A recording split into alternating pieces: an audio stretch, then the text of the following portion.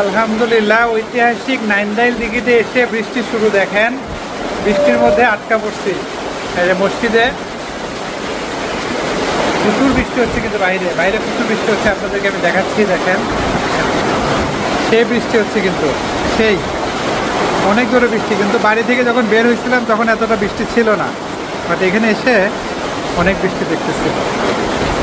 দেখেন কি অবস্থা।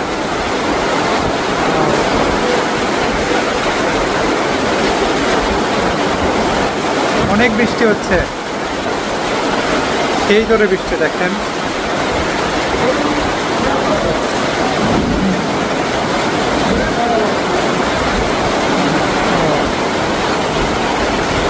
সেই বৃষ্টি।